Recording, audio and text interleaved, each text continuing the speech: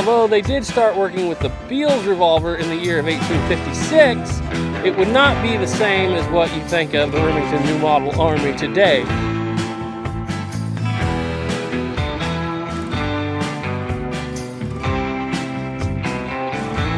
And if you're like me, you're into the history stuff, the books, like the guns, are worth their weight in gold. Because again, it's fun to shoot, it's fun to point with, but without the story there, if you're a history person like I am, without the story, it really doesn't mean all that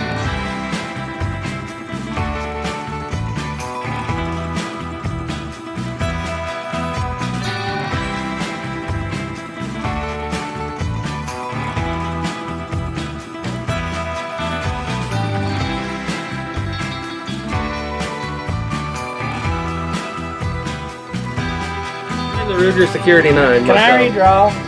You already looked? No. You sure Right. you did? Now on 3.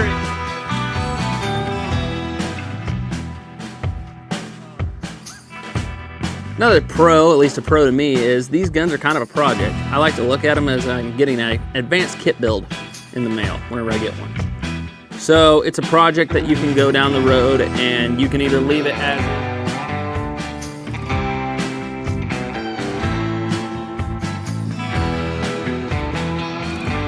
Most people believe that the Walker was Colt's first extent to a very, very large pistol, but it wasn't. This was. This is Colt's 1839 to patent firearms revolving carbine pistol.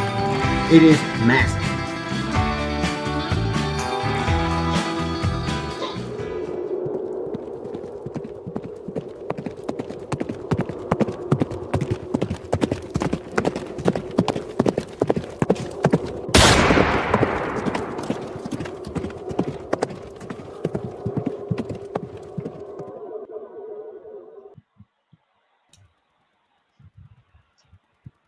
Your mic's off. Oh, your mic's off there, Garrett. Hi, everybody. I was just hollering about how you took my spot. Thank you very much. Anyway. Sorry we're late, guys. I was out here trying to get pictures from the movie, and I think I got one. So they didn't all exactly show up the way I wanted, but we got a couple anyway. And so anyway, this is something we started doing a year ago. And I can't remember which of you two it was. One of the two of you said we should try it again without using the movie, though, so we don't get copyright whacked. Probably So both. Probably a little bit anyway, both, yeah. we Sheldon and I were texting back and forth. You know, what movie would we like to do?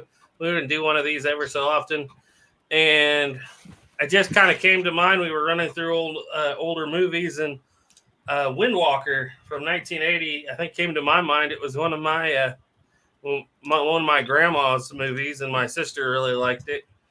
And I remember just as a little kid thinking this was like Home Alone, but for real. Like what I actually really had that happened. same thought at the end of the Home Alone part. I actually thought that same part. So, Sheldon, when was the first time you seen this? Is this a movie from your childhood? I saw it in high school. A lot of the time I just watch older movies with my dad. And he's like, "Oh, you'd like this one? And it's about natives." And he told me like a little bit of the plot. So I was like, "Yeah, I can watch it." Yeah. I can tolerate a lot. I can tolerate a lot of movies, except when it comes to being too campy or John Wayne. If we do this once Duke gets back, we're gonna have to do the Searchers, and you're gonna have to watch it. It will be a good. Well, I heard that's one of his better ones. So. Yeah, it's very good. It's good. So yeah, this is the first time you've seen this, huh, Snapper? Oh, I've watched it my whole life since this morning. I saw it this morning for the very first time. I've never heard of it till this morning. And actually, I couldn't sleep last night, so I was like, well, time to watch it. And it's a pretty good movie. I can't complain. Yeah, it's not. I wouldn't put it in the tier of best native or Western movies ever, but it's good. It's good. It's a good, wholesome movie. I would say that if you watch Jeremiah Johnson, this is a good one to follow it up because they feel like the same setting. They look like they're filmed in the same locations, and it's just I enjoy it.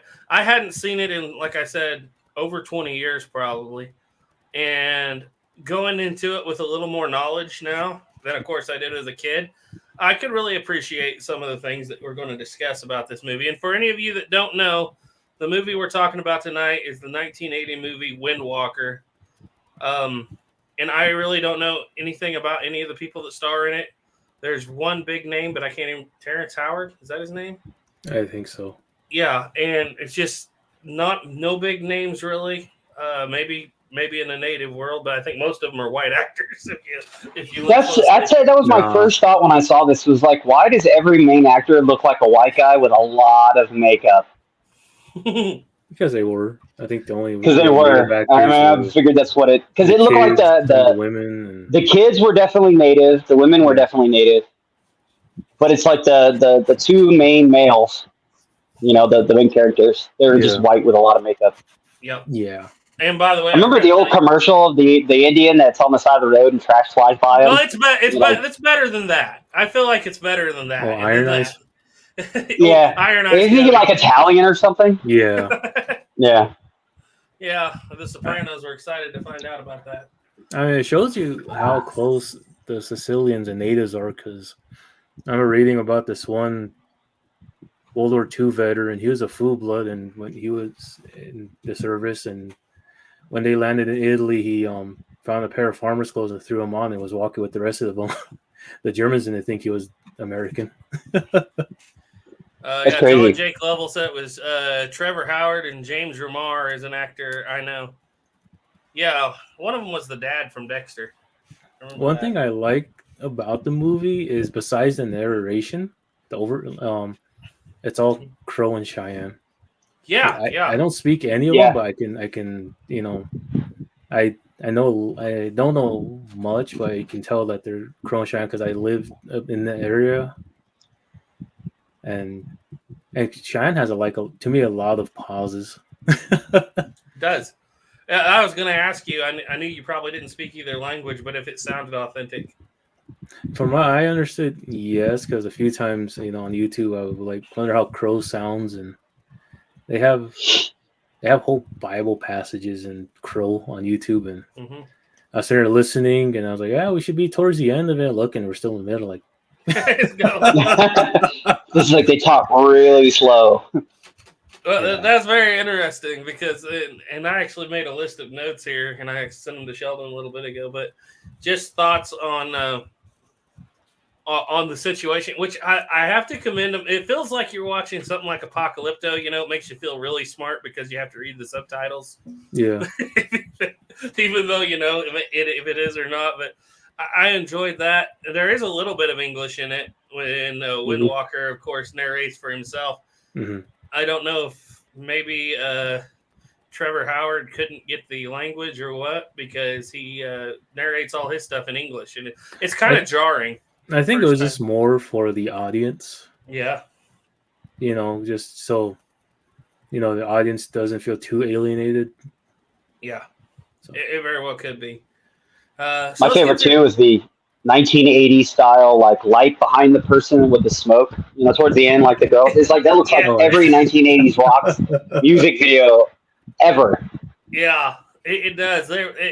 Some of that is a little bit dated, which to me, an 80s movie is not an old movie because that's like a new movie for me from what I grew up watching with John Wayne's and stuff. But at the same time, I really enjoy it. Like I said, it really has that Jeremiah Johnson feel to it. Mm-hmm. It does. The only thing it lacks of Jeremiah Johnson is the big name actors.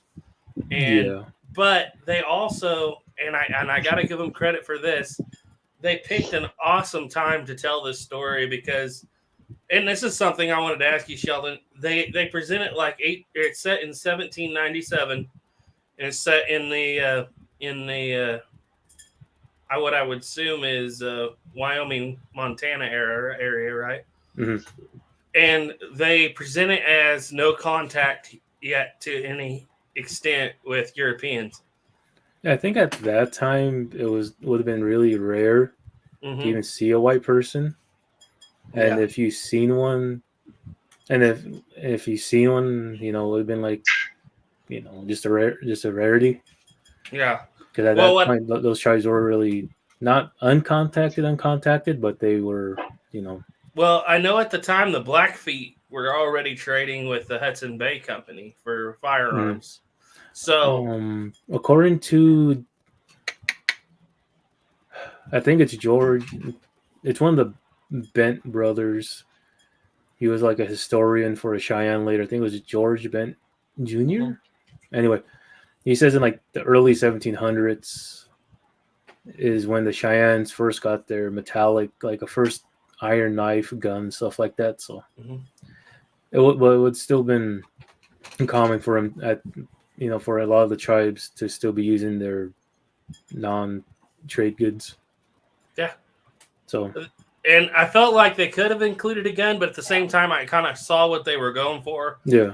Even if it's set in 1797, they're going for that holistic feel, which I can appreciate because every Western, is about the struggle, Europeans and natives, but this is one of the few where that's not the point of the story. The story is just survival.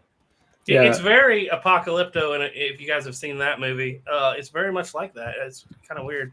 And you have to also remember is that a lot of, like Hudson Bay, a lot of them did kind of use the rivers to get to where they were going. So, I mean, I don't know if there's any rivers that go from Hudson Bay to, like, Canada, like to Montana to that part of Canada. Can't remember which province it is. But yeah, it was like, I mean, they could have just walked it too. But the trading and the native trade, because said that the Cheyennes, when they first got their like guns and knives and stuff, they got it off a dead Assiniboine that they killed. So, so there was trade going on, but just not that common. Yeah, I'm kind of curious to see what at that time when they did come across, say, like knives, guns, whatever. Would it have been taboo to use it, or would they have been like, "Oh, this is amazing. I'm just going to take it, use it"? Would there have been people like the elders saying, "Hey, you shouldn't touch that, shouldn't use that"? It's I think there's lack of a better word, bad magic or something. I think there's always going to be something like that with people because, like, you always have. There's ain't going to be no political thing. It's just the words, but the conservatives that say we shouldn't be doing this because it's not known for us. Right, we should be doing what we've always done, kind of thing. Yeah, it's not traditional. Yeah. No, I'm not Cheyenne. Sorry. Let's go through the comments right quick. Diane Houston was early, and like I said, guys, sorry I was so late, but she said, "Good evening, Garrett. Your video on Sunday was informative. Great job. Thank you very much." Gunsmith 4570 said, "Good evening, everyone. All kinds of great information on Sunday. Thank you once again." Louisiana Gray said, "Good evening, all." AR Americans In says, "Good evening." Hi, AR. Chris Klein said, "Hello, everyone." Kodak Tackman's In says, "Evening, all." Jeremy P said, "Hi, everybody. Hope you all are doing well. Spectacular video on the trapdoor." Thank you very much, Jeremy. Texan in 1836 said, "Good evening, all." Tony Salma, said, "Good to see you guys tonight." Byland and C, "Hi, Doc." Said, "Evening, everyone." AR American said, "Wow, Snapper is still alive." Hey, the rumors of my death were only slightly exaggerated. That's all I have to say. Jolly Jake Level said it was Trevor Howard. James Romero is an actor I know. Texan 1836 said, "I saw it in theater with my parents when I was 8 years old." That's cool. Oh, wow. Jolly Jake Level said, "A good movie with Ramar is called Quiet Cool." Todd B said, "What state is Sheldon in? He's in a good state of mind." I guess if he wants to tell you that, he can. David W. said, "Good evening, fellas." Todd B. said, "Is Sheldon Cheyenne?" Well, I'll let Sheldon adjust that. Kevin Conway said, "Hey, y'all. Are you Cheyenne, Sheldon? Nope. Are you Prairie Apache, Kiowa?" Nope, none of them guys. Yeah, they could have been, anytime I seen them, it could have been a "Hey, how's your day?" It's always that. He's one of the old ones that when he got into his character, that was it. Yep, he was in character and he wasn't coming back out. Mm-hmm. You were not getting your annuities after he went into character. Right. So anyway, back to the movie. It's a good show. Windwalker, set in 1797, Cheyenne, up in the northern up in the northern river country, up in Wyoming, Montana, as far as I believe. Yeah, Set probably around the is. story of an old man who is remembering his younger days, had a wife, set of twins, and lost one of the twins to the crow. And what is with the 1970s and 80s, the enemy in all Hollywood movies being the crow? You guys watch Jeremiah Johnson? Yeah. Watch this. They don't like the crow. It's always a guy with like missing one eye too, with a scar on his face. He's always the bad guy. That's how you always spot the bad guy back then. It's just look for somebody with a scar on their face or missing an eye. Well, I would say that was to set him apart, but his makeup alone. Yeah, his makeup alone set him apart. Wow, it was so good. His paint. Would you call that paint or makeup? Both. He's let me see. I actually have a picture of him here, and this is the bad guy in the story, and we're getting ahead, but I just love this picture. Look at this. The black and white. And it has a metallic disc on his hat, right? It kind of reminds me of what they were using to make those headpieces that you have, Sheldon. Yeah. And that hat alone is kind of cool, too. I would think European when I think of that hat, but evidently not. The big flat, that was a thing? I can't say a lot about at least the crow style back then, but I think them and the rest of the tribes were kind of the same. Yeah. The only caps I think are the ones that have like the buffalo horns like off the sides. Mm-hmm. Other than that, I see like they have like quote unquote turbans, kind of. Yeah. But there was a lot of that, a lot of different styles. Like they didn't go with all just one style for anybody in this. And it kind of felt like a mixture because I don't know if the good son, and I can't remember their names, but the son that was captured by the crow, when he gets older, he has that. I don't think that is that crow headdress. It's a weird looking head. It's not weird. It's very common what we think, but it doesn't fit in with the rest of the crow at all. You know what I'm talking about? That red feathery thing. It almost looks like a bird. Makes you look like a bird, like the way it stands up. Pretty cool headpiece, though. Yeah, by to see that hat does look a little bit the same as the King's Guard bearskin hats in England. It does kind of have that appearance. So, while Sheldon's looking at that, I couldn't find any pictures of it. So, but while you're looking at that, so the story goes, of course, as a young man, he wants to take a wife, and the older warrior in the tribe also wants her, and I believe his name is Crooked Leg. And he offers her father some horses that are better than Windwalker's horses.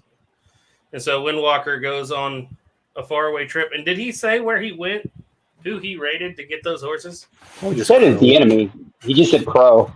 So we just went to the enemy, the crow. Yeah. Well, so he struck the first blow then. Yeah.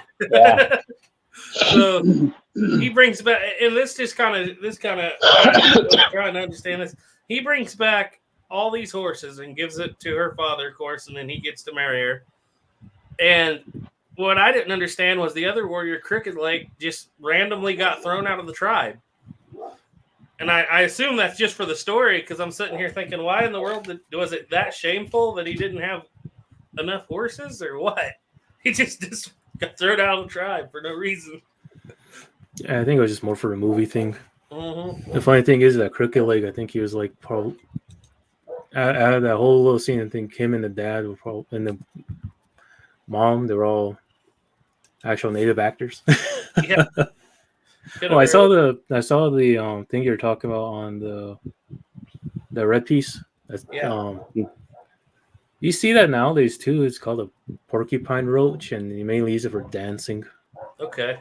Because I mean, it looks cool, but it doesn't seem to fit the the mood of all the other crows at the time. Yeah. So anyway, So he gets one of his crooked leg, leaves, comes back with a young evil eye, as they call him, warrior with one bad eye, paints his face black and white in the middle, and they wind up capturing one of his sons and killing his his wife there, his however you want to It say seemed it. kind of accidental. Yeah, They threw her on the back of the horse, and the horse reared back, and she fell and hit her head on a log. I don't think they were trying to kill her. it makes you wonder if a renegade from a Cheyenne tribe, how well he would be accepted. Just go down and join the Crow. Right? I mean, just randomly. I'm not sure. I know, like with the Lakota and the Arikara, if a Lakota man married an Arikara woman and stayed with them, they'll slowly accept him, but they still view him as Lakota and might try to either kill him or beat him up. Yeah, because it's not like a woman or a child; it's a full-grown warrior. Just randomly Right. showing up. Which You'd think it'd almost be a trap if he says, "Hey, I know where you can get your horses or whatever back." I found a picture of the guy, but it's the back. It's the back of the album case. I wish you guys would have said something, because when I watched it, I could have took screenshots of the video. I should. I wasn't thinking about it. We'll do that for the next movie. The next time we do a video review, let me know, and I'll make sure I do a crap ton of screenshots of all the actors and the whole movie all together. Okay. So, but Windwalker's remembering all this, and he does go after his son, and it was very interesting because it looked like it was filmed on location. He goes, obviously, what is south into Utah, even possibly Nevada. And I was asking Sheldon, that seemed like a long way south for Crow to be camping, but you said they went way south, didn't they? Yeah, I don't remember if it's Two Leggings book or another book. I have it right there. Red was the blood of our forefathers. One of them mentioned a Crow war party going basically all the way down to New Mexico. Mm-hmm. So That's a long ways. It was There's nothing out here. south. Like a lot of Nevada, there's nothing here. Are you familiar with that color of country there, Snapper? Or would that been Which Nevada? areas? Well, where he goes. Yeah, I've been to. Yeah, I've seen these areas and been to these areas. There's some areas. Don't get me wrong. But the majority of all the areas that are livable, you have to pass through large areas of unlivable areas just to get to it. No matter if that's the only reason Las Vegas exists, because there was a water little oasis here, and it turned into a town. That's the only reason that actually happened here.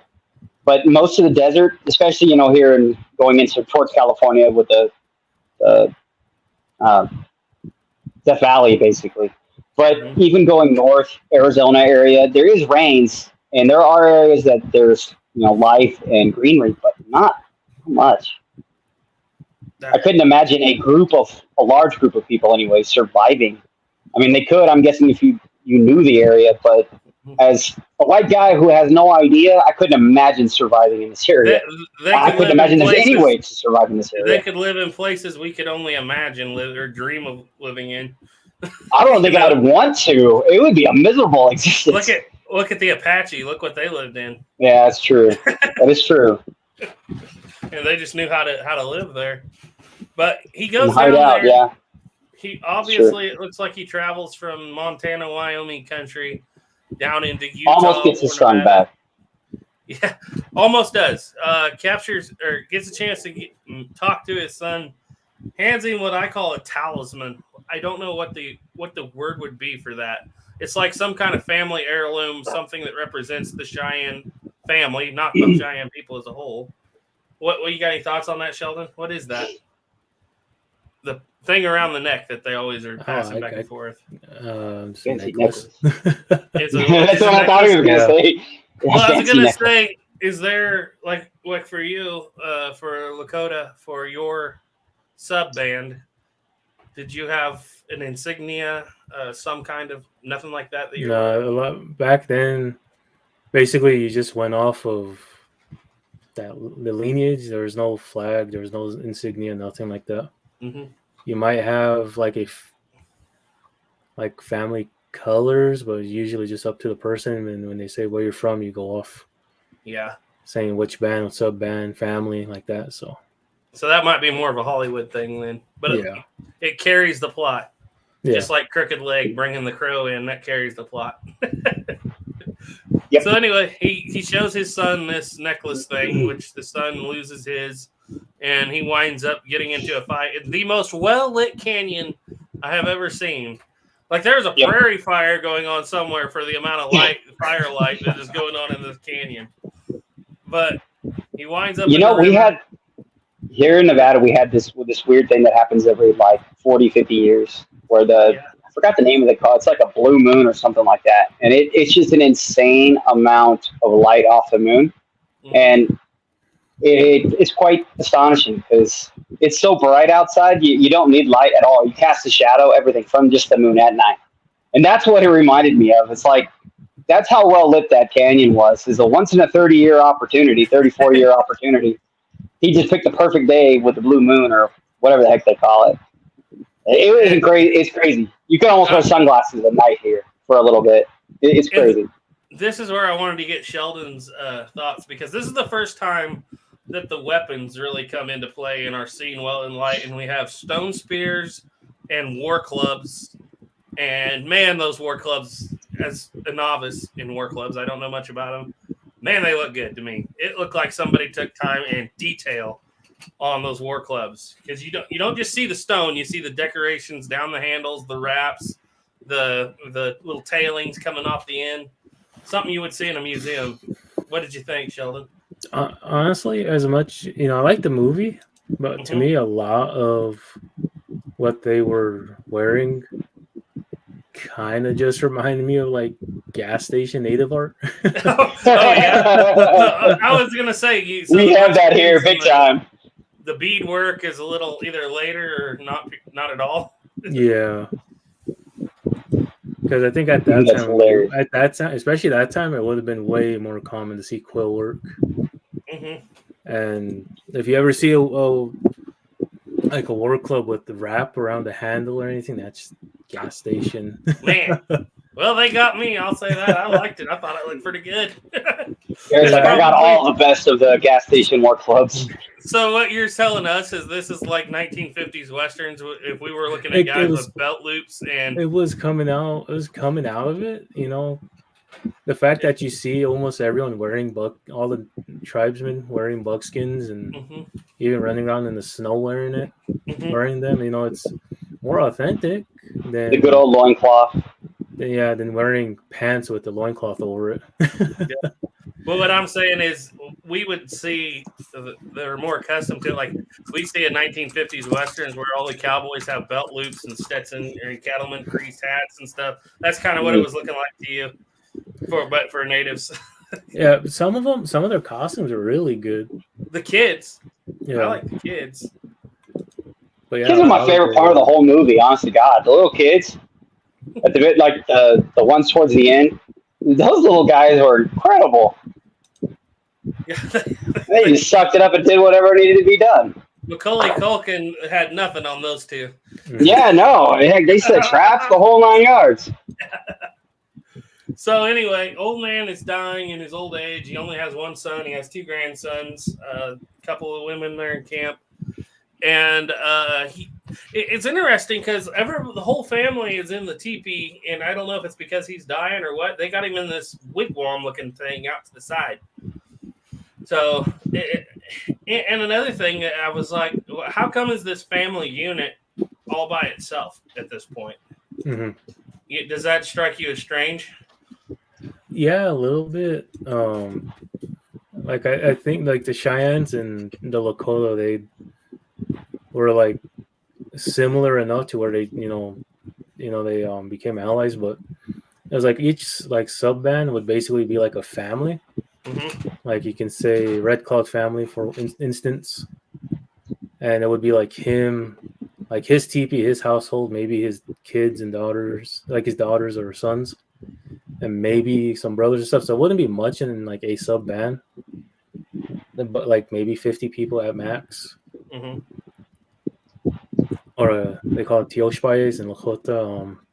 Probably not 7 people though. No, 7 would be you're you wanted 7 people's kind of you're just begging to get killed. Yeah, I was about to say, it seems like it was kind of foolish. But what would you call that he was in? It's like a wigwam, but it was covered with bear hides with fur out. Probably It not. looked like a sweat lodge, but usually that's what it looked like to me. It looked like a sweat lodge that he was laying in, but I mean that might been helpful for him, but I don't know if back then they kept those up as something to put like an elder, and usually the elder would just stay inside a teepee with everyone else because. Yeah, I was thinking that, and what my thoughts was they should have got him out of there earlier because whatever they were doing in there was holding him down. Mm-hmm. Because as soon as he was out, he went to town, man. So he dies, basically. He tells his grandsons about the other son. It's not stated that he actually dies, but they think that he dies, so they put him up on the... He pretty much seems to die because like it's a good day to die, and then he shows them burying him, like doing the above ground burial. Took the words right out of Chief Joseph's mouth. Yeah, he was the first to die. Well, he says that he got brought back, so yeah, it could have been. Yeah, because it made him sound like he was definitely dead. What do they call the scaffold that they put them on? I can't think of the word. Yeah. But anyway, they put him up on the scaffold and they leave him there and run down, and they're headed out, just a small family unit with one warrior, basically, 2 women and 2 children. Mm-hmm. And at least I think it was only one warrior at the start. And they're heading off to meet somebody, and they're attacked by older Evil Eye, the brother who is now grown up, and a couple of other warriors who were just evidently crows out on some kind of war party looking for Cheyenne. What it could have been was that family broke off from the main camp to go bury the old man. They were on their way back, and then they get attacked. Mm-hmm.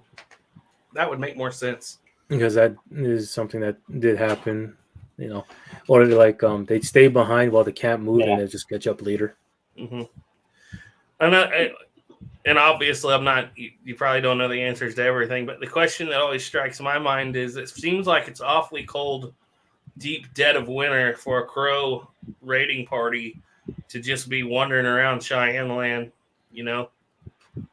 Well, they're like the majority of the time they wouldn't try like any kind of attacks or horse raiding in the winter, but there's always someone who has the idea, hey, let's go do it, because if we do it, because of the weather, they ain't gonna chase us back because they ain't got no horses. Why would they? But it happens. That's a good point. So you think they were after the horses, especially? Yeah, because that's what a lot of those raids were back then, was to get horses, or sometimes they were just out for blood. Yeah. Some young warriors there, one old one, and on the attack, of course, and they attack them. Does not go successfully for the attacking party. They do wound the Windwalker's son that remained, the main son there he rides the white horse. And okay, what are your take on that double horn club? I liked it. I think it's pretty cool. Like that movie really is sure, not a lot of people know about it, but it did help push for the authenticity in a lot of things. Mm-hmm. There were still some gas station native stuff in there, but it was like compared to some others. But that one, like the double horn club, that was a thing they had back then. I would have no idea if that would puncture, but I think it might have if you swung it hard enough. For those of you watching, I don't have a picture of it, but what it is think of two black powder horns, like for buffalo powder horns, the black buffalo horns, just one on each side, making 2 spikes in a handle. So it's a double. It's basically a double. Didn't it look almost like an S? Didn't they have it more of an S shape? Yeah, if I remember right.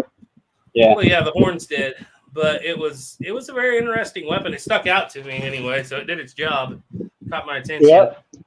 And they use it to like you said, it may not have penetrated very well, but that's kind of plays in with the story because they don't kill the son. Yeah. They just mortally wound. Well, I don't even know if it's mortally wound him. But surprisingly, I think literally everybody survives the attack.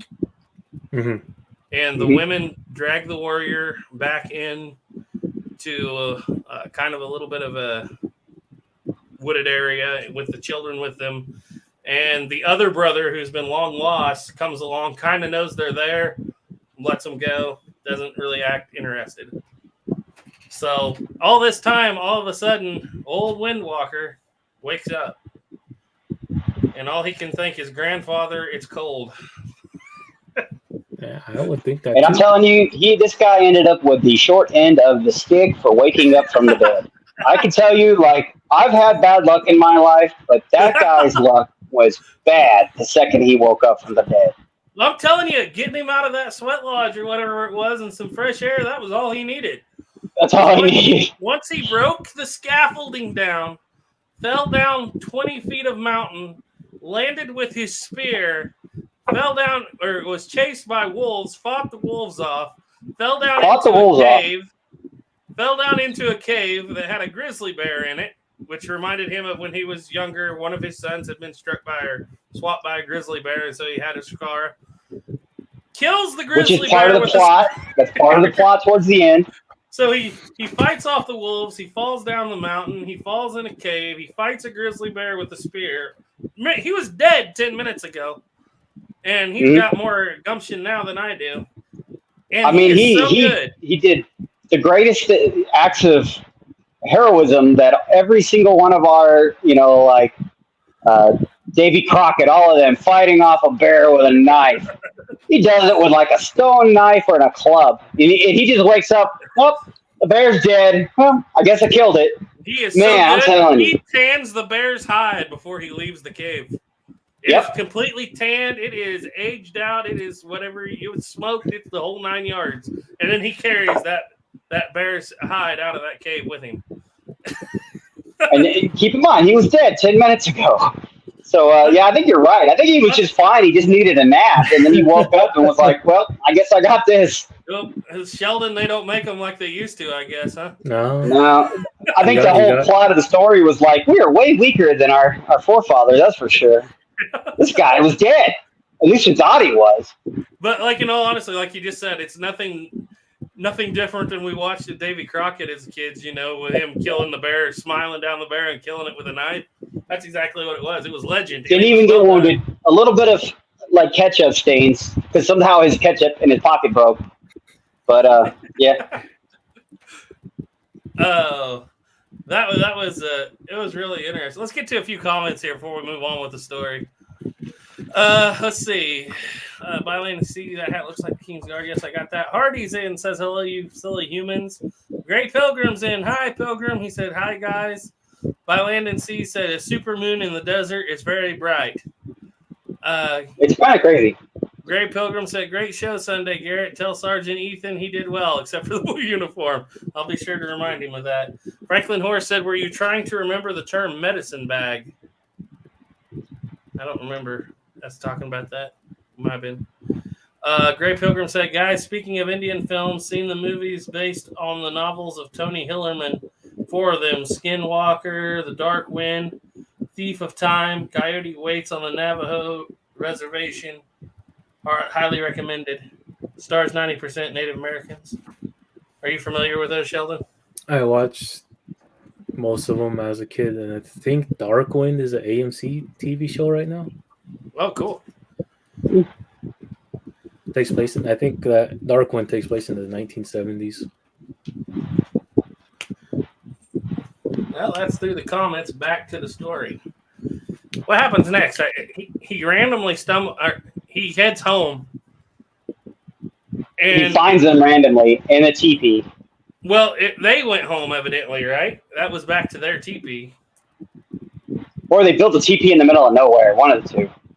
Well, yeah. Would they have had the teepee with them? Because they were moving on. They did, because they were pulling the teepee behind with the horse, and it fell off. So they had the 3 stone, or the long pieces of wood, and it fell off when they were stealing the horses. Well, it was stated that Because they were out of horses, and the kids went and got the white horse back. Remember? They're like, we need a horse, and the kids went and found the white horse again.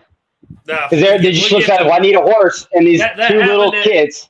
That happened at 58 exactly. 10 years old or so, and they're like, you better go find me a horse. And they just kind of do this like, okay, we got you. And then these two little kids just come back with a horse. So I'm telling you, the two little kids are the best part of the story. He sends us messages all the time where Sheldon works. He's always got people around him have horses that get out, and he'll text us and be like, shenanigans are going on, and he's trying to chase these horses away. I texted him. I said 58, 52, Sheldon at work, and it's that little kid trying to run up and grab that horse's rope. That's exactly Sheldon at work right there. Wish I had a rope or something. So evidently that was hilarious. They set their teepee up, but it's believable because they were attacked not far from where they had laid him to rest. Yeah. Yeah, because he obviously found them. It was right down. Can't be that far. And he walks in there, and those two women are like, "We really have reached the end." Yeah, the looks on their face are like, "Yep, we probably died," or "Yep." Not only is he back, he's stronger than he's been for like 50 years. Yeah. What'd you say, Sheldon? Oh, I thought it was an evil spirit or something. Oh, yeah. Something was going on. I think it's funny. The kids are like, yay, Grandpa's back. And they're just like, oh, my God, this guy's dead. He's alive. They must have missed the part where we left him tied up to a scaffold on the top of the mountain. Yeah, I know, right? The looks on those women's faces was just priceless. There's a couple places in this movie where the looks on the actors' faces are priceless. The other one is later on at the very end in the final attack, where the two little boys are going to have to run across that ice pond. They hit, and they're just there, like, that is good acting because their eyes are just big as can be, and they're like, we're about to do this, bro. We're about to do this. Yeah, it actually did. I'm telling you, those little two kids, whoever those actors were, they were actually really good. Because you can see them setting up for that. We'll get to that part later when they're setting up for the attack. Like, you could see, like, when you were a kid, if you set up some little trap, and then you ran across and you're about to see this trap actually work, and the looks on their faces was pure excitement. They're like, I can't believe that actually worked. It went from we're going to die to we made it. Yeah. And we just killed a warrior. Yeah, man, that was great. Yeah, Great Pilgrim said I grew up in New Mexico, although I am Look at or something. That's Navajo for white person. Oh, mini Navajo. We'll bring it up. Okay, well, you're not speaking my language anymore, so. But anyway, so we're to this point. Grandpa's back. Head warrior's wounded. Grandpa says, all right, we're going to take you to a cave where we know there's not a bear anymore. So, yeah, we know exactly where there's a cave with no bear. No bear in it anymore. No bear at all. And evidently he set that something up in there because he was already ready to make camp. He had his rock circle in there. Well, no, that was evidently a place they had stayed because there were, I would call them hieroglyphics. What do you call those paintings? The wall had been painted. I would just call them hieroglyphics. Mm-hmm. Can't even talk. And he it's just what I love about this movie is it's not so self-aware that it has comedy in its very own little way. Yeah. It's not trying to be that serious. And they just show up in this cave with all these hieroglyphics. And of course, One Eye and all those guys are out there. And the other son who's with them, who's been lost, says, we got the horses, why do we want to keep doing? And they're like, oh, yeah, they figured they killed the other guy, like he was going to die. It's like, there's no honor in just going to go try to, kill the women and children. Mm-hmm. We got what we were here for. And then they're like, no, we got to do this thing. Like scorched earth, got to wipe everybody out. Yeah. Yeah. Well, back then, the tribes, they weren't above killing women and children, so. Mm-hmm. Well, I mean, wasn't as. Let's be honest. There's a lot of people on this earth that many times in life that were not above killing women and children. Mm-hmm. Well, it's kind of been a thing in human history since day one. if you think about it, that's taking away warriors that your kids won't have to fight. Yeah. Exactly. So it's like you can always find a good justification for that. You can make Remember, it's not a war crime the first time. Yeah, they're making the argument to themselves that this is better for our children if their children don't grow up to fight them. So I think that's the one thing I really enjoyed about the movie was, I know we talked about it a bit earlier, but the fact that everything's still stone and natural, not. I think that's what caught my eye when I was watching as a teenager too. Yeah. It would have been easy for them to throw in some flintlock pistol or something to make the movie seem a little bit more. Well, it's not polluted. Since they didn't do that, it made it actually better because everything is handheld. Other than a bow, you see him use a bow a couple of times in the beginning for hunting. But yeah, everything is mostly knives and stone knives and clubs. And it's kind of like when a movie that should be made with like muzzleloaders or cap and ball revolvers is made with cartridge guns. It takes something out of it because it completely changes the way the fight goes down.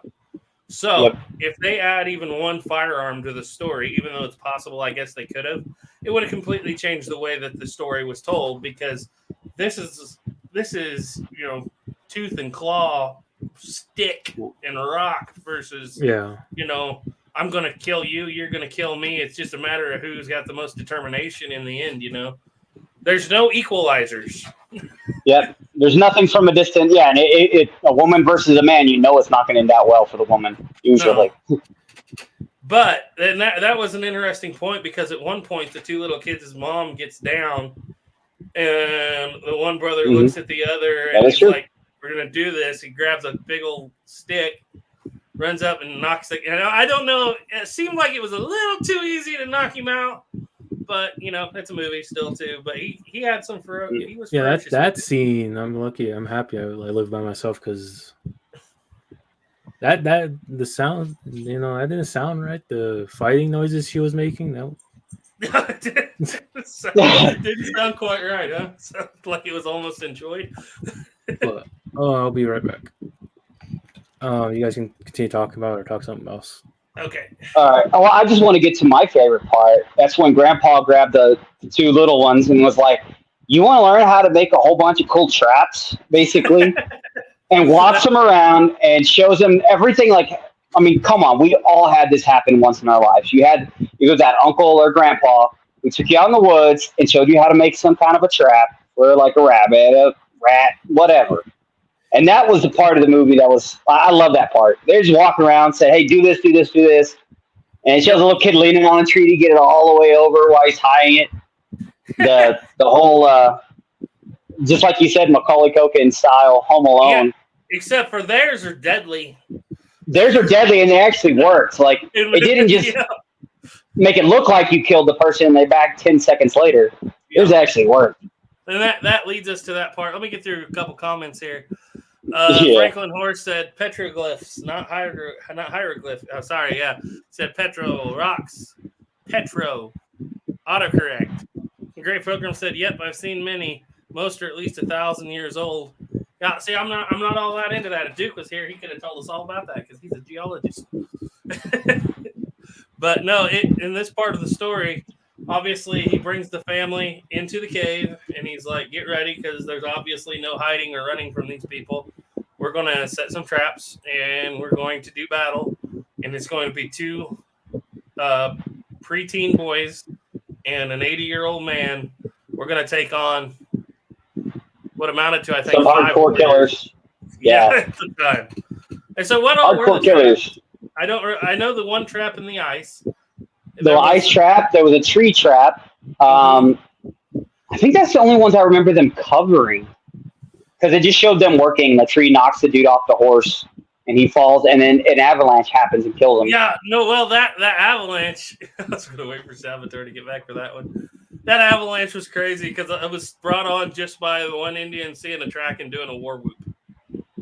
Yeah. And then whoop, and he's gone, wiped out. That's the end of the story. You know what's crazy? Like going back to what they were just talking about, like the petroglyphs. There's a cave here in Nevada. I've been wanting to go to it for some time. That they found bodies, like mummified style bodies in. Yeah. And this was like 20 years ago or so. And they thought that that they were only like 3,000, 2,000, 3,000 years old max. Mm-hmm. And a little while later, after they went through and cleaned it all up, they realized that the inside the stomach of one of the mummies was grass and like fish and stuff like that. And when they did the carbon dating, it's something like 22,000 years old. And the person died when this was still water. Like this entire desert was still covered in water. Mm-hmm. And it's supposed to be the oldest human remains ever found, like mummified human remains, and it's here in Nevada. That, and I want to go see that Winchester that was found out in the. You want to find that Winchester leaning against a tree? Well, I would have killed. The only thing though is if I would have found that, nobody would have heard about it. It's never been known, huh? Well, I know somebody. But I couldn't imagine. Somebody who helped examine that rifle. Oh, did you? In the museum world. Yeah, when they x-rayed it, though, it had a Remington UMC cartridge in it. Not just a UMC, Remington UMC. That kind of takes away from it because that means that gun was left there after 1911. Right. They believe it was around like 1910 to 1920s or something like that. Is when they believe the gun was left out.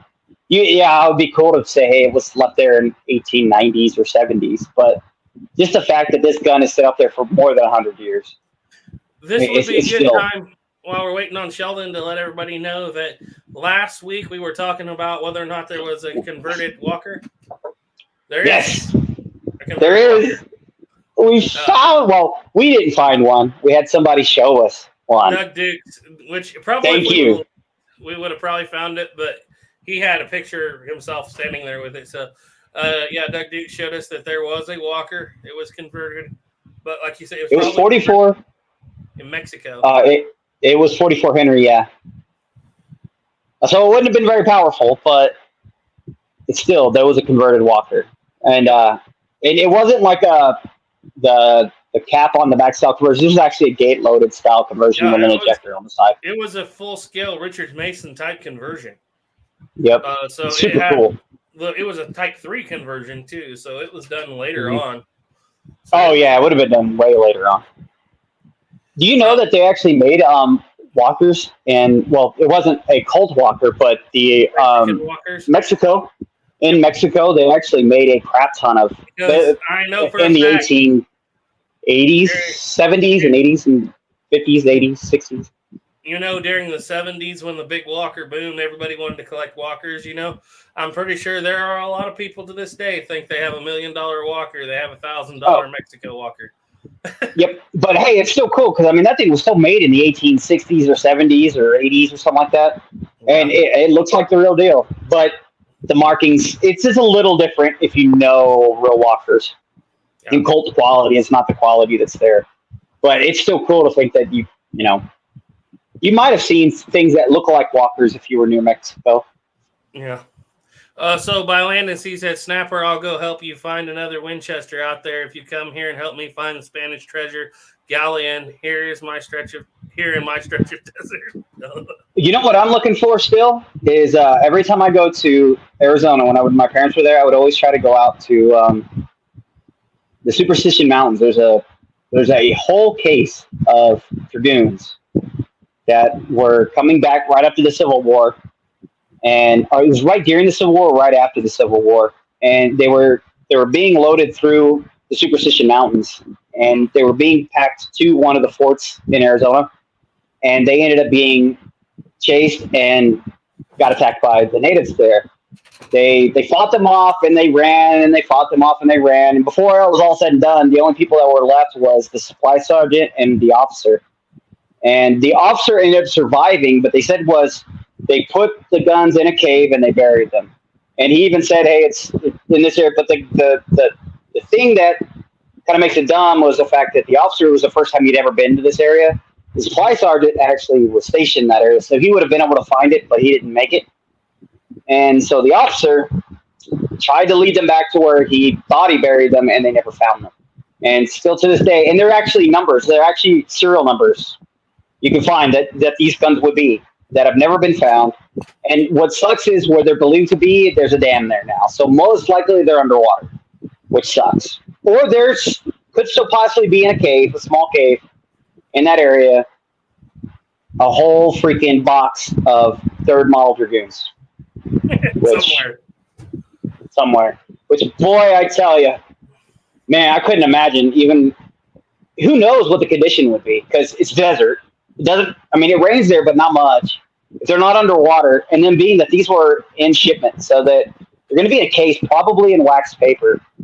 I bet you at least one or two would still be okay, and the rest would probably be, in different conditions. But boy, would that be so cool to find. I would rather find that than any treasure out there. That's my real treasure right there. I want that. I don't know how to pronounce it. And when I find it, I'm not telling anybody. I'm just going to have a whole bunch of dragoons behind me. just put a bounty out for it. You got those guys who like doing geocache. Yeah. It's just like that geocache thing. Honestly, you know what? There was a group of people who've always went out and looked for it, and they believe they found it. And the cave that they thought it would be in when they started digging, they went down. They didn't find any trace yet, but they didn't get to dig very deep because they think that the top of the cave collapsed. But they said it was too unstable that they were worried that it was going to collapse again. So they hadn't gone back out yet to go search for them again. But the way I see it, I would just hire somebody and tell them the cave's perfectly fine. And just keep digging. If it collapses, well, I'll just go hire somebody else to keep digging. So we got dragoons to find here, people. Back to the story.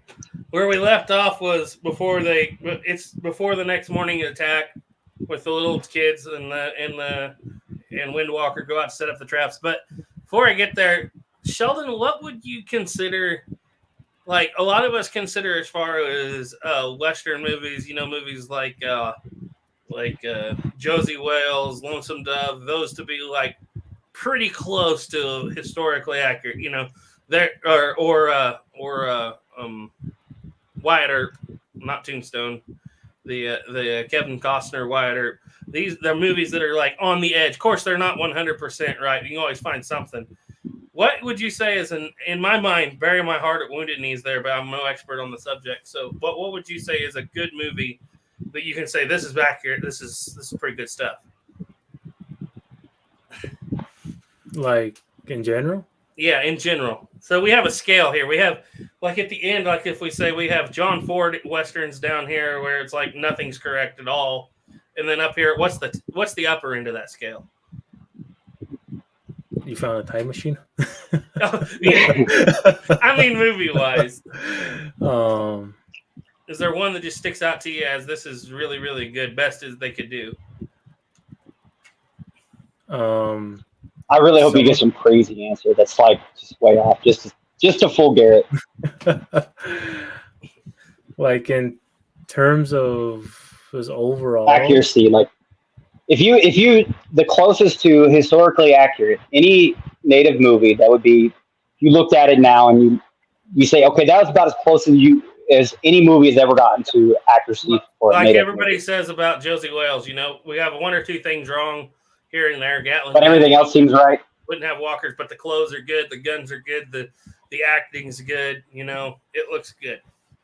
I would say, and I haven't seen this movie in a long time. I could probably watch it. My dad has a DVD, and that might change my opinion.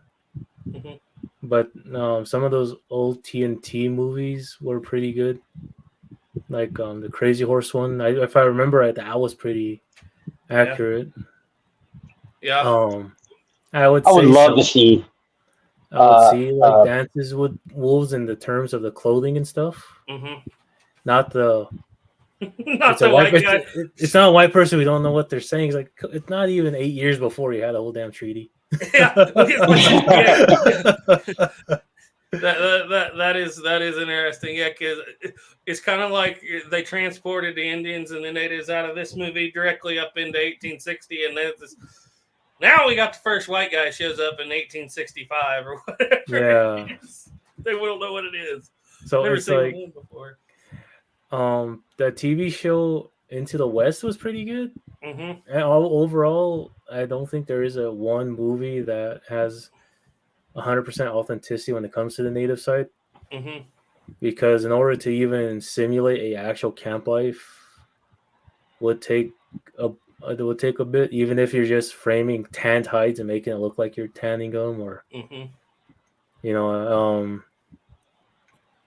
and then just like one thing with Windwalker that gets me is like before I disappeared on you guys, when the Cheyenne woman's fighting that crow, it's all quiet and she's like, you can hear her like, Mm-hmm. grunting and trying to fight them off. Is like there's something about some of these native movies, and it does affect the native culture nowadays. Is the silence of it all? Because you think if you're getting attacked like that, you'd be screaming your head off, You think so? Yeah. fighting and stuff. But no, it's like no, and then she's But not if doing you were that. surrounded by other bad people with not very many good people around to come and help you, do you think you would want to be that loud? Because you might just draw in more bad people.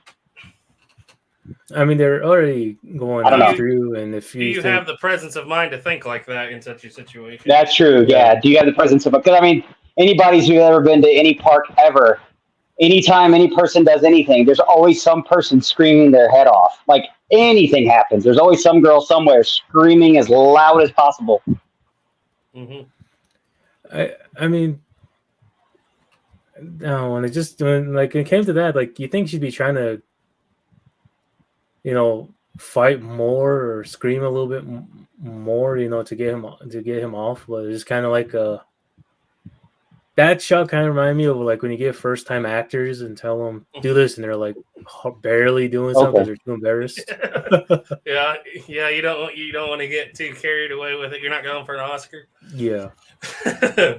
But no, that was the little kid acting with the stick, and that was my takeaway from it was it didn't take much to knock him out. Yeah. Like, it's just, but that's a common issue with movies of the era. But he did hit him more than once. He really went to town after he was down there for a minute. But I was going to talk to you, Sheldon. That's a part of the movie that wasn't supposed to be funny. We Snapper and I were talking about, but struck me as funny as when the warrior finds the track and gives the war cry and instantly gets wiped out by an avalanche. I know. That was funny. That's not supposed to be funny, but it's hilarious. It's like, I guess it could happen. Yeah. That'll end it. That You know what's sad? I bet you there's some human at some time in history who died by yelling or doing something like that and then get wiped out by an avalanche.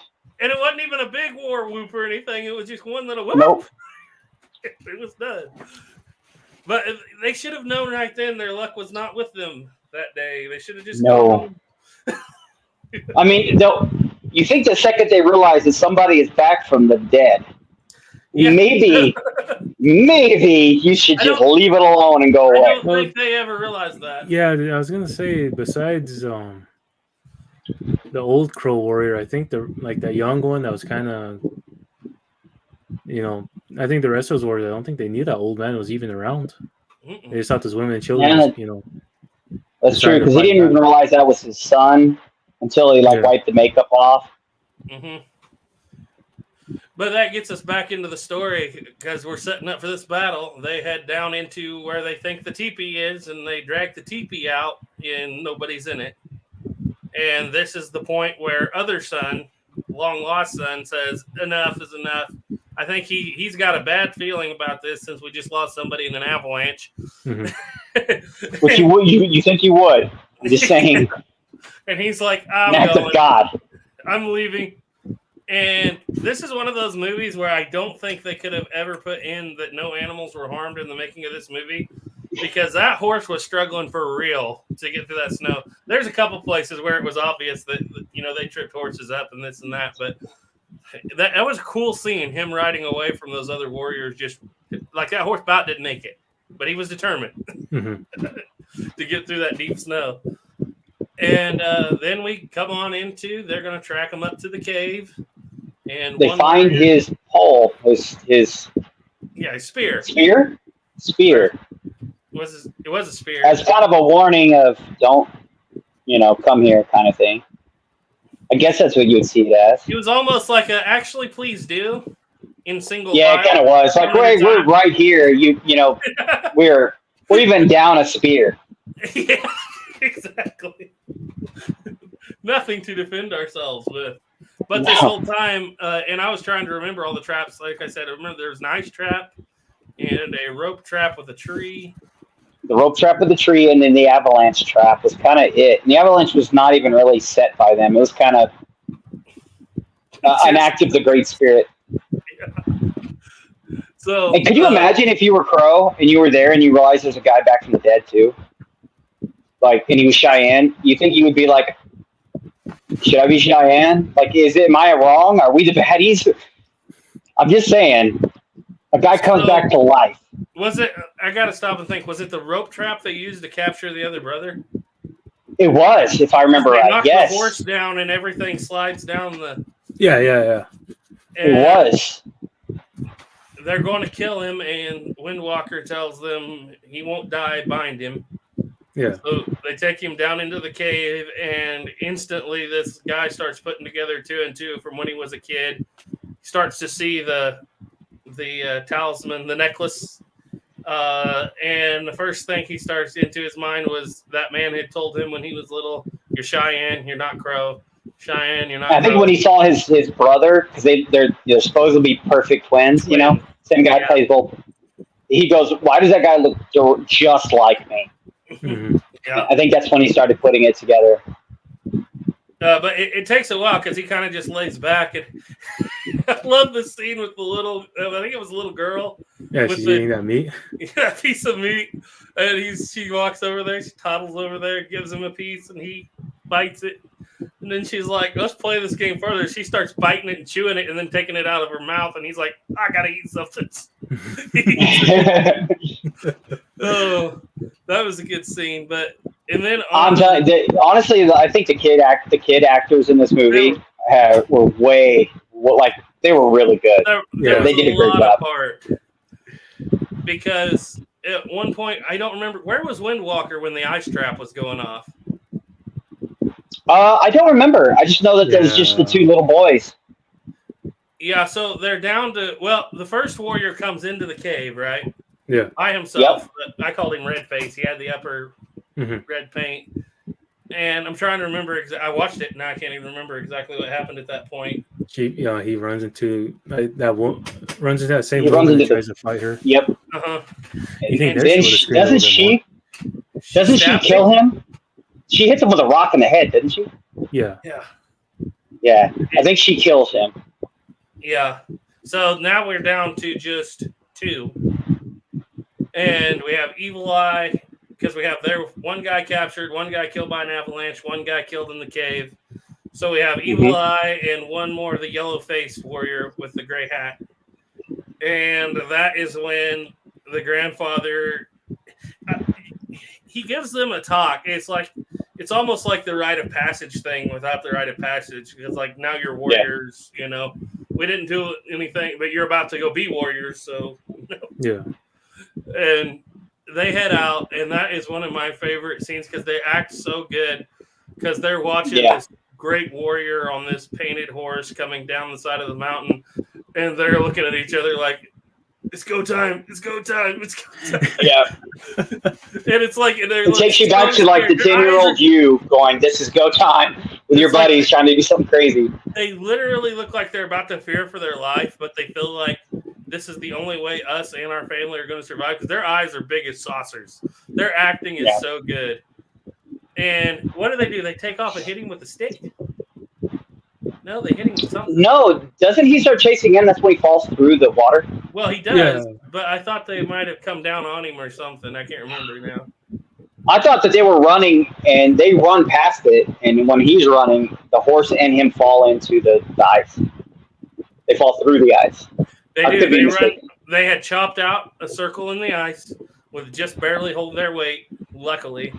They run across it. The warrior comes through it. And I've had horses in water before. That was very accurate.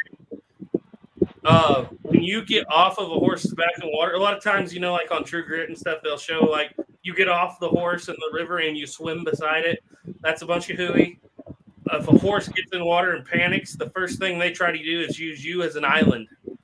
Like they will turn around to find you. They will try to crawl on you. And so that's what, when I always see people swimming along with the horses, I'm like, either that's a really well-trained horse, or because I was always told, do never, if you have to get in the water with a horse, do not get off his back no matter what you do, because they'll try to climb out of the water on top of you. And that's what happened. And it was I don't know if they planned it that way. It's almost like the stunt guy did not know that when he got in the water, because that horse climbs on top of him to get out.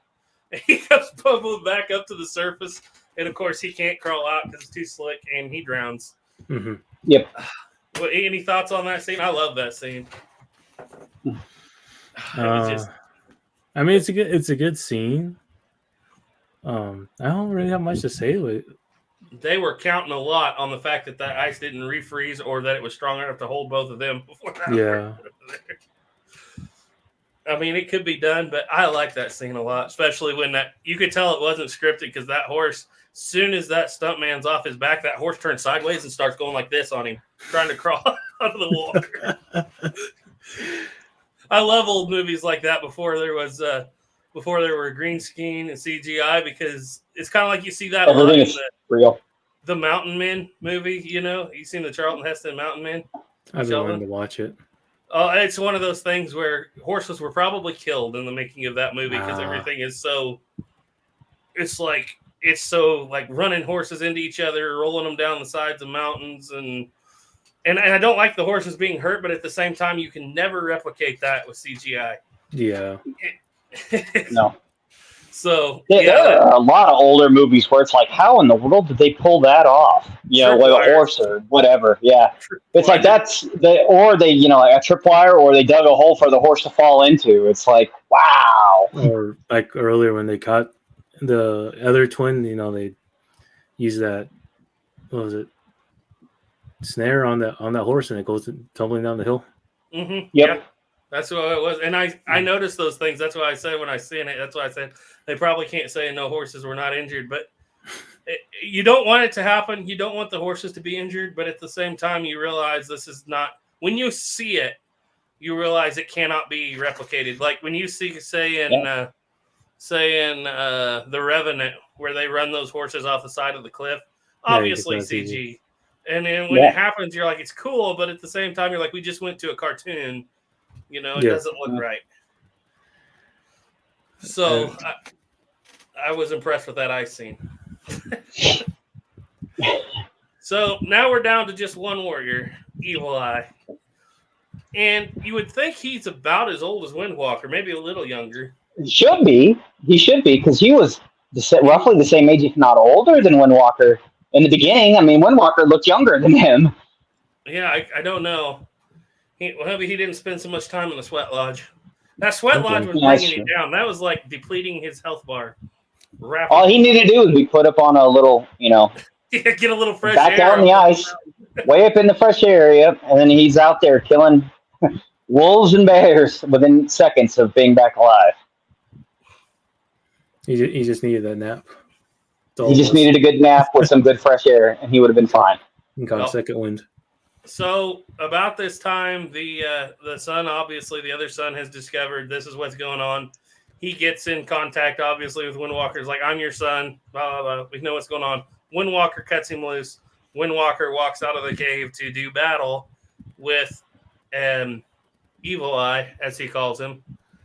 And it's such a great scene because Evil Eye is presented as like majestic, strong, like warrior. Maybe he's an older, wiser warrior, but he is in no way a beat down old man. And here you have Windwalker on the ground with nothing but, I think, a knife, ready to do battle with him. And about that time, out comes the lost brother on his brother's white horse, which was the white horse. It seemed like the white horse was one of the reasons they wanted them so bad. Yeah. I mean, white horse, I mean, I understand the significance of things like white buffalo, but would a white horse have been that significant? Probably not really. They just wanted that horse. A lot of the movie does say old Hollywood. So Yeah. And I want Sheldon to give his thoughts on this, because when these two warriors go at it, like you say, they might look to you like gas station, but to the untrained eye, me, the fact that we're not only using clubs, but we're also using shields. oh, I love that scene. I mean, like I said, I wouldn't say 50-50. It's more like maybe 80-20, like 80% authentic, 20% gas station, something like that. Okay. But that I'll scene never was, see gas station stuff again the same after this episode. well, that's what I call it. You know, that's what It's I call funny it. because it's especially- true. Like everywhere I Yeah. go, that's like right above us, like not even a mile or so. There's a gas station I like to drive to, and it's in the Paiute. Yeah, Paiute. might be by you. It's on their tribal land, and it's full of all that stuff, like all the like a bow and arrows, and Yeah. clubs and necklaces, and the 1,000,001 freaking things you buy, the dream catchers or whatever they're called. And it's funny because we see that at almost every gas station around here, and it's just funny you I was said that. trying to- It just reminds me of Doc this area says- so much. Doc said, so this scene is an authentic gas station scene. An I was authentic trying gas to watch station. I was trying to watch the movie again, or at least go through it, Yeah. so I could. Yeah, I watch it Saturday, but hmm I remember most of the things, like some of the little intricate parts, like that fight. I really liked it because it does just show two natives fighting on horseback with their stone war clubs and shields and stuff. That's something you really don't see, and it's like it's a No. really good scene. I was thinking that when I watched it. I've seen, of course, there's movies with horse on horse duel, Yeah, but none of them that showed that, especially the addition of the shields. Most movies would have just been like, here's your war club, here's your horse, go at it. It'll take 2 Yeah. seconds. One of you is going to Or here's your bow and arrow, and here's your horse. Go at it. Most of it's Hey. always bow. I Yeah. chalk this one up to, there are some really good stuntmen. I don't think it's the actors. There are some really good stuntmen in this movie that, as far as horseback workers, and you don't see that nowadays because not near as many horseback workers. But yeah, man, the shields and the decoration, that's like the last thing I think of when I think of native warfare is shields. Even though I know they're there, just Yeah. because of movies. You never see them. like I've been wanting to make a shield. That's why I need hides. hmm Because back then, that was really like the most common thing you'd find. Even if they didn't use it, like one thing It I makes like is sense. you can tell that they were authentic rawhide shields because that one bent into a U from all the Mhm. humidity. I seen that. I thought that was just designed that way, like No. a jouster shield to catch the enemy. No, it just bit. It's supposed to be circular, but humidity's gonna screw with it. hmm So you have, in essence, the old warrior versus the young warrior now, with the other old warrior watching on. And man, it grabs your it grabs your breath to see this scene just done the way it is, because you don't see it I can't think of a single other movie that has a scene like this. Two native warriors, complete head to toe in pretty good gear, gas station gear, I guess. Well, I said a lot of it was good, and like it's moving more towards the authenticity, but Yeah. there's still some of that gas stationness. And the offset of the porcupine quill red headdress on one side versus just the black fur bear cap on the other. One of them is painted with black and white face paint. The other one has basically no paint because it's been wiped off. And it just feels like you're watching two knights go into battle. The way they start and they use technique. There's shield blocks, shield bashes, use the club over the shield, hook the shield. There's all kinds of things they do in there that, unless you actually slow it down and watch it, you won't catch. But when you do, you're like, somebody, when they made this movie, they wanted to make this scene and they built the movie around it. You know what I mean?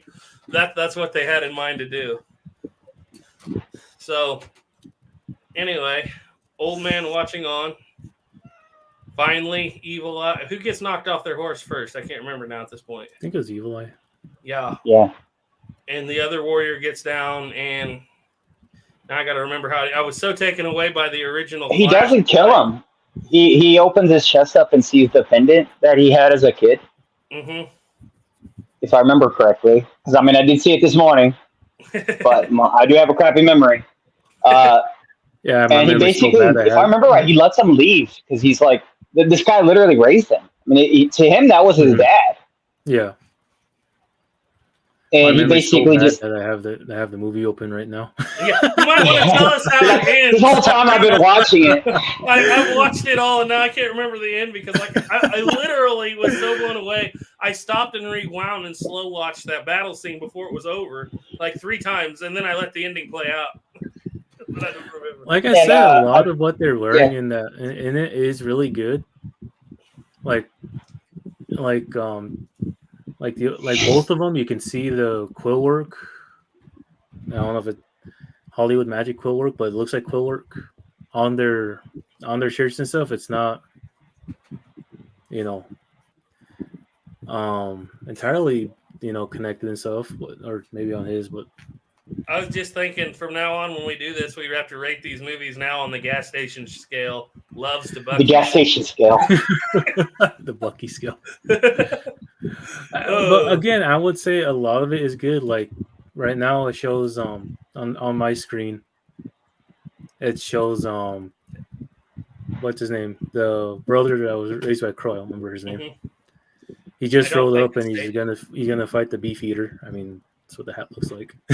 The beef eater. And he has a V cut on his shirt. That wouldn't have been there. It would have been like how mine was kind of set up. Mm-hmm. I'm still fixing that, by the way. Beadwork takes time. But more like Evil Eye, like how his shirt is, more set up like that. But it's a lot of it is really good.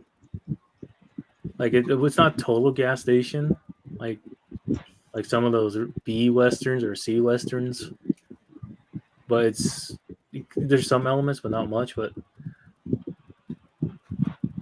yeah, like I said, on the scale of 1 to 10 on a gas station scale, this gets maybe like a 3 gas station-y. Oh, so it would be 8 good, or 7 good, 3 bad. Okay. Yeah.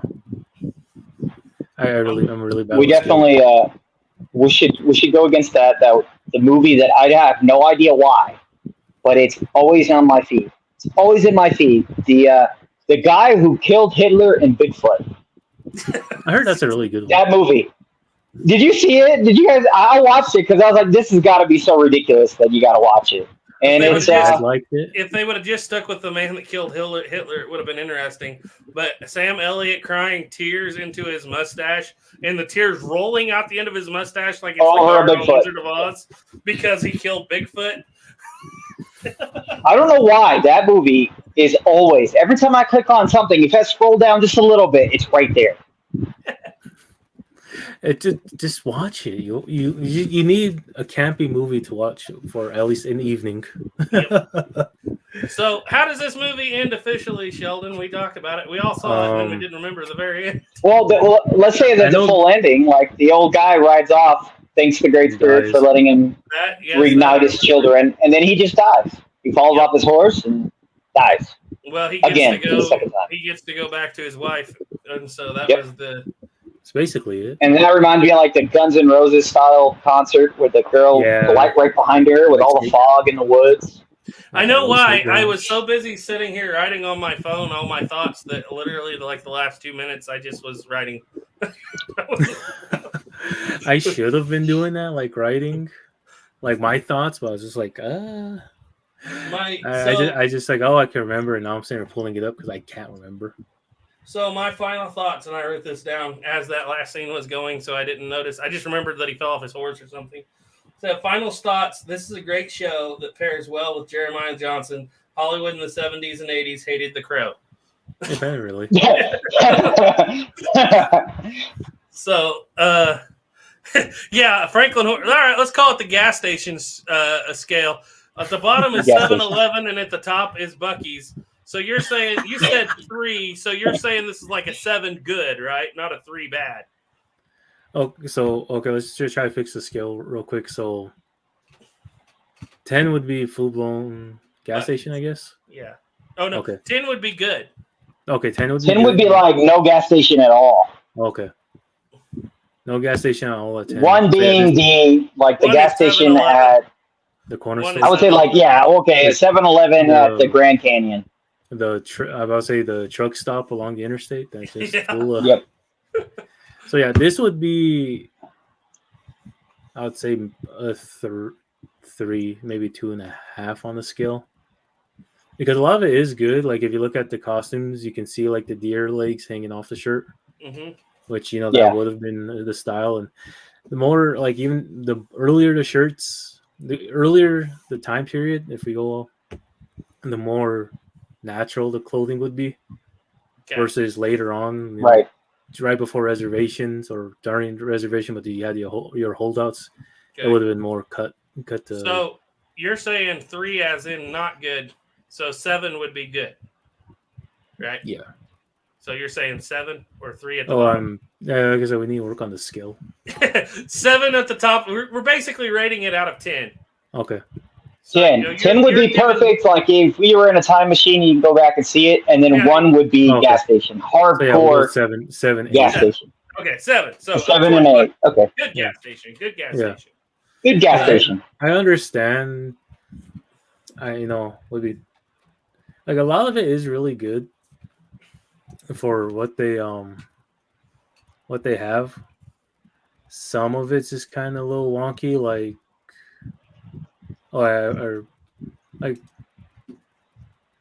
I'm looking at the scene right now where he's backing up from the wolves. Mm-hmm. You can tell he's wearing looks like a two-piece moccasin. Mm-hmm. He has leggings. His leggings don't look correct, but give him that. It's better than John Wayne or John Ford in Monument Valley, where everybody looks the same. By the looks of it, his quill work looks like it was just some buckskin or something, and they just drew lines on it. Mm-hmm. Which is understandable because quill work is a pain in the butt. Yeah. So on the gas station scale, he's giving it a 7, which is pretty good because at this time period, I would only if I was to do this on a Mountain Man gas station scale, I would put Jeremiah Johnson at a 6 or a 7 because the guns aren't good. Some of the other stuff isn't perfect, but it's a good show. Yeah. Right. I'm going to rate it a little bit differently because I don't know, of course, all the historical intricacies. I feel like this on the gas station scale to me, even though I don't, just as a movie to watch, to enjoy with a little bit of historical knowledge, I'm going to put this at like a 6. It's enjoyable. There's some things I would change about it. It has some campiness to it, a little bit of comedy. Yeah. A lot of better movies, but at the same time, if you want to sit down and burn an hour and a half and just have a good time, this is that. Home Alone. It's Home Alone. Yeah. Mine's just a little different. I went a little towards gas station-y just because the 2 main characters are obviously white dudes with a bunch of makeup. Yeah. I mean, I'm not one of those people that's like, oh my god, you got to have the person to play the. It's just it's a little weird to me when it comes to native stuff. I don't know why. I mean, they could have got. It just seems really fake to me. Yeah, they could have got especially when you have so many. Like they got the right kids, they got the right ladies, they got the right everything. Even the bad guys, they're right for the most part, except for the son because he's just another white dude and a lot of makeup. Well, the one, I think Evil Eye. I think he's white. Is he? Yeah, I'm pretty sure he is. And then the younger one with the red war paint and the he's definitely white. Yeah, he's white. Yeah. And I have it paused here, and they're having a little meeting. The Crows. You have one sitting there with a capote. I don't think that would have been a. I mean, it might have been a thing that they had, but really hard to tell. I just don't know why. Like, why was that necessary? Did they just not have any male actors? Native male actors. I doubt they had a hard time finding it. But the thing is I don't speak Crow or Cheyenne, but they had those actors speaking Crow and Cheyenne. Yeah. Sure, yeah, that wasn't. There's probably little nuances in the languages that they ain't saying like gutturals or something, but it's still good. If this had been made in 1990 instead of 1980, which it's kind of they didn't get a bunch of big name actors anyway, so they could have pulled it off, especially I think. Yeah. But if this had been 1990 instead of 1980, you'd have like Graham Greene, Gordon Tatusis. You would have that whole crowd, and that all kind of changed. I want to say with Dances with Wolves. Well, not even Dances with Wolves, but before that, even with why can I not think of it? Long Stockings. Eastern. Why can I? Drums? No, not Drums Along the Mohawk. Last of the Mohicans. Oh, okay. That came after. Did it come after? Yeah. Well, it came after this one. Last of the Mohicans was like late 80s, early 90s, or mid 90s, wasn't it? I don't know if it came before or after Dances with Wolves. I think it came after. I think it's after, yeah. Yeah, it very well could have been. But, you start picking up a lot more of those native actors then. But You could just tell, though. You could see somebody's face and tell that that's just a white dude with a bunch of makeup on. They could It's really obvious. What I would have They liked could have got people that looked more native. Franklin Horst said Hollywood hated the Crow because they forgot about the Comanche. What I would have liked to see, and I don't even know if it was possible in 80, was the age would have been perfect for Jay Silverhills to have played that character. I don't even know if he was still alive, but that would have been awesome. Sure. Jay Silverhills, Tom? Yeah, I've heard of him. Never really watched anything about him, or any of his movies. He played some in the 60s and 70s in a couple of movies. I think he played Chief Joseph maybe in a Disney cheap movie once about Appaloosas. But he was all right. I think he could have played that role. So they were there. But, Oh no! The movie was playing, and those boys found that horse, and that one grabbed that lead rope, and that horse took off. So he went flying with it. Yeah, that was when I sent you the timestamp that said you at work. Okay. Just Sheldon bored at work. Oh man, I'm so tired of those horses. So anyway, I'm gonna have to go here pretty quick, guys. I gotta go. Okay. Yeah, I gotta go too. All right. But so I think, what did you didn't give it a rating on this, Snapper? What'd you think? I would give it I would say 5. Yeah. I would give it a better. It's just I don't know why it bothers me so much because it shouldn't matter, right? Buc-ee's and 7-Eleven. Because now if we use this scale from now on, certain movies are gonna we know. I'm gonna be. Yeah, this is a good scale. Gas station scale is a really good scale. I mean, especially in the world I live in. I would even put Josie Wales as a 9 because I would say I would actually put Josie Wales as an 8. And the reason I would put 8 is just because it's my favorite movie, so I know I'm biased, so I had to give it one click down just because of my biasness. Yep. The guns aren't the walkers aren't correct, but it's possible. It just seems to me that them going out of their way to track a guy down all the way in Texas at this time doesn't seem realistic to me.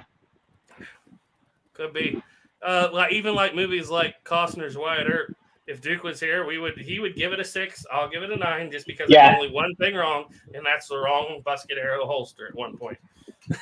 Honestly, God, I thought that was one of the better ones out Duke's there. going to be like 7-Eleven in the trash can. It's a number 1. Got to get the key. There was 6 stitches when there should have been 7.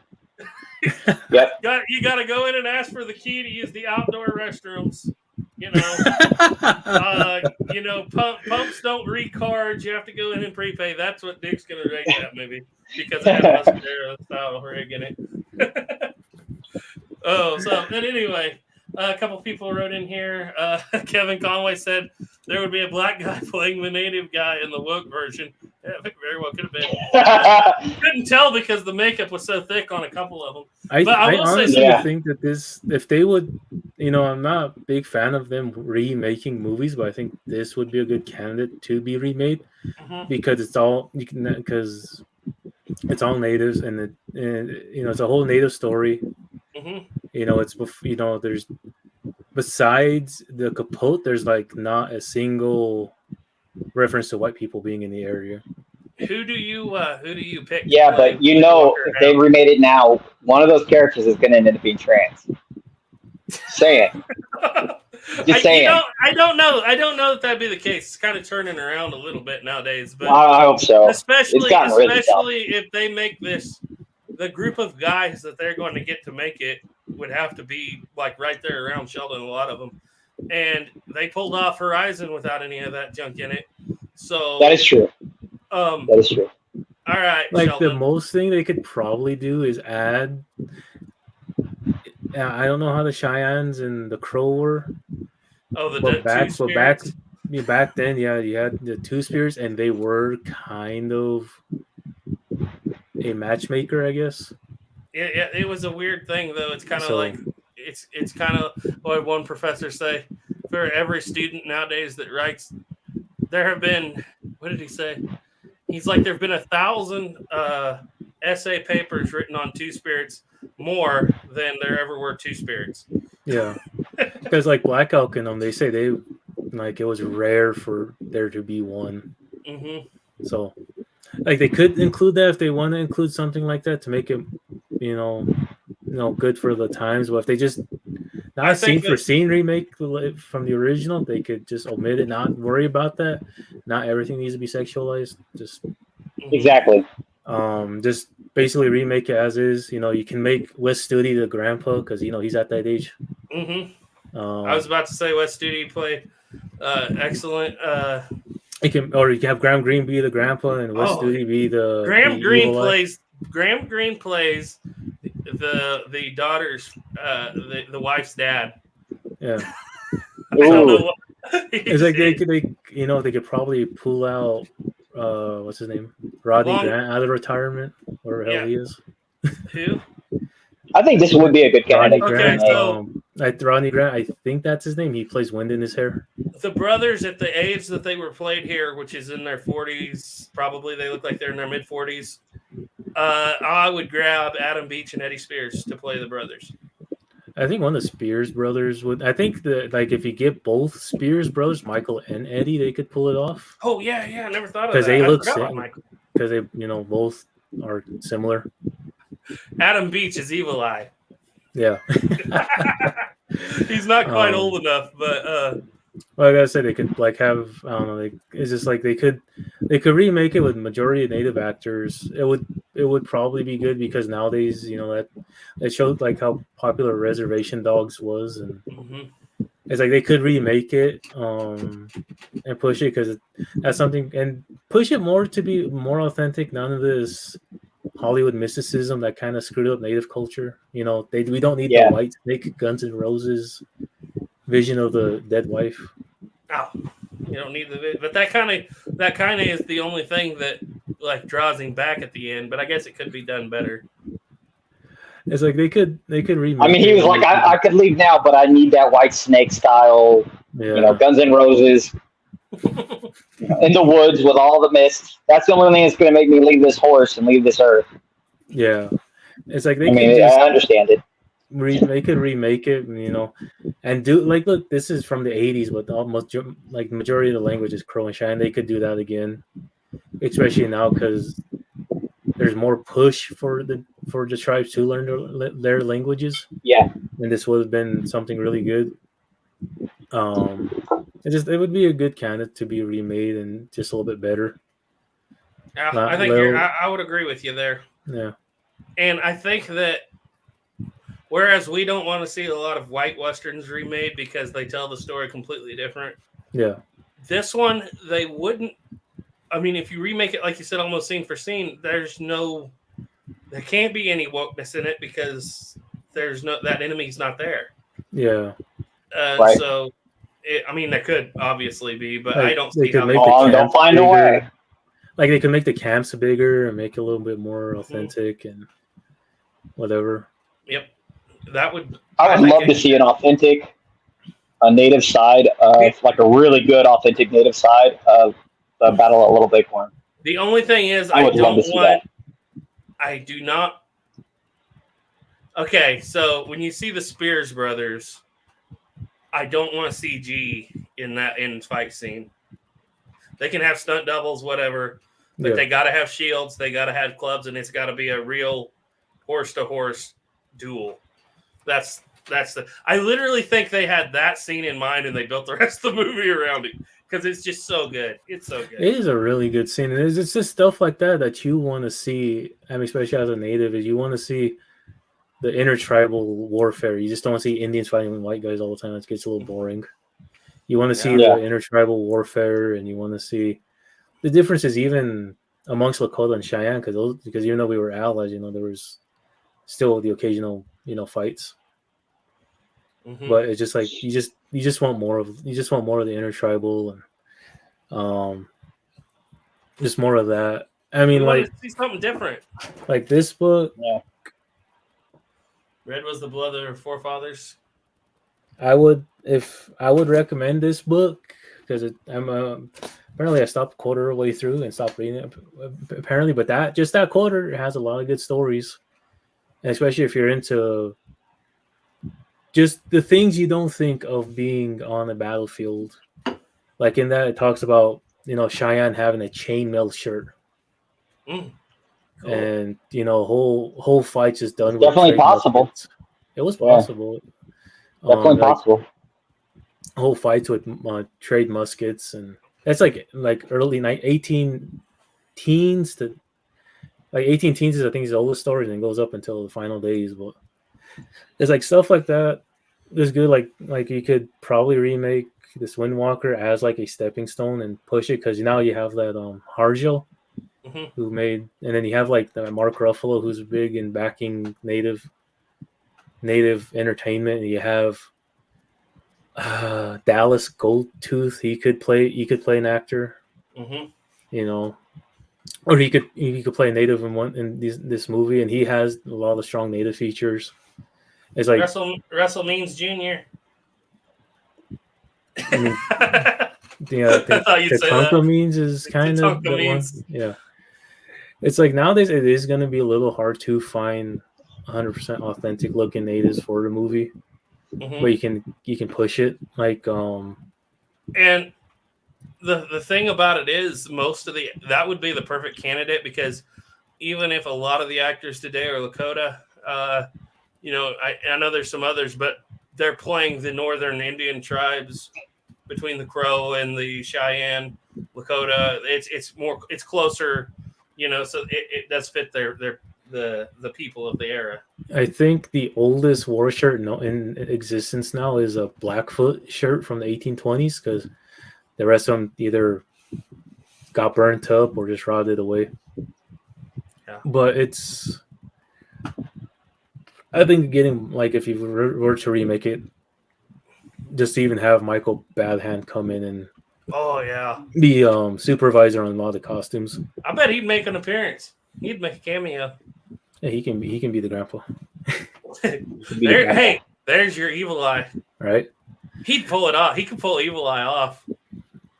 He has and he's about the right age. Yeah, it's just like this movie just if they remade it, because nowadays if you say, hey, come watch, tell natives to watch this, they're going to start laughing because the second they see the grandpa, they're going to start laughing. Or even the grandpa as a young person, and even Tashina, even though that's kind of they're white.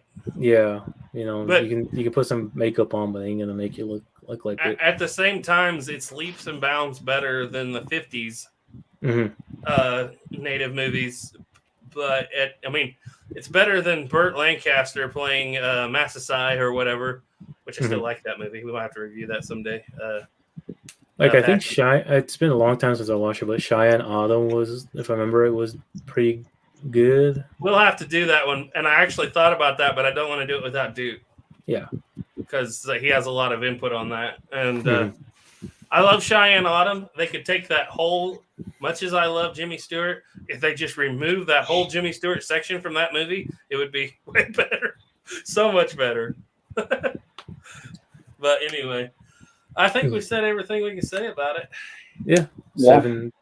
We'll go on the average of altogether a 6 out of 10 on the gas station scale on the average of all three of us. Yeah, I would say that'd be perfect. What's a 6 out of 10 gas station, Snapper? Casey's. Yeah. Yeah. It's Casey's. All right. Casey's. So let me get through the last few of these comments, and then we'll wrap it up because I got to go rake some hay. Okay. Let's see. Just having fun said I read there was the eruption of Mount St. Helen disrupted the production. Oh, that's interesting. I didn't know that.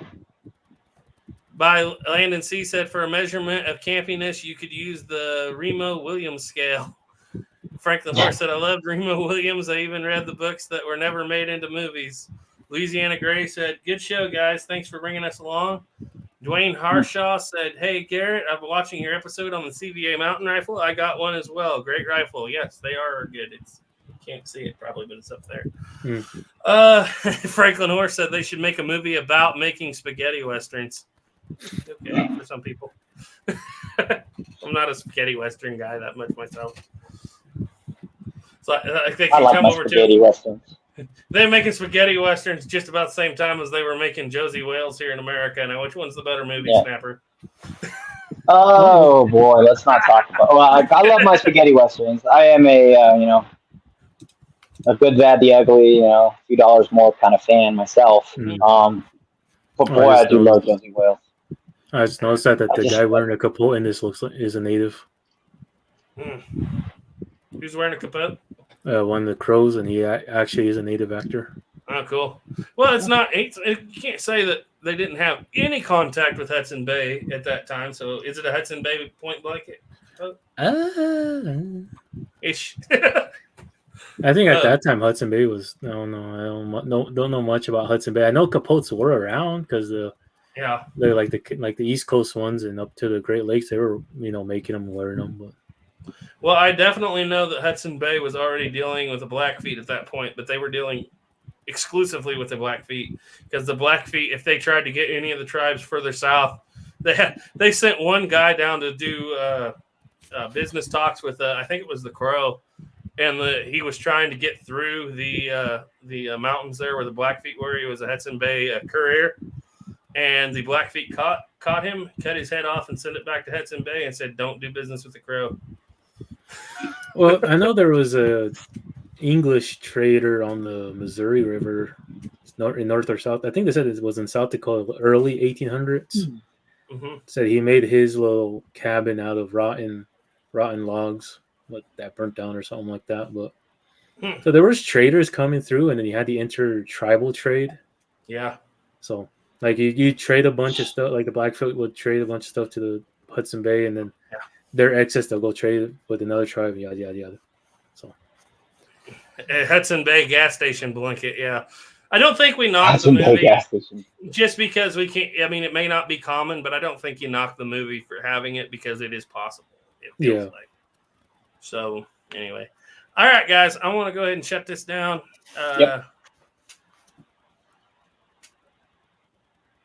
Okay. Anyway, we'll talk to you guys later. Sheldon, you don't have to jump right off, by the way. Okay. Anyway, we'll see you guys later. Thanks for watching. We won't be doing this every live stream, but we'll try to do one every once in a while just to change things up. I have a lot of fun. Yeah. So, me too. Trusting God, keep powder dry. Bye. Bye-bye. Bye.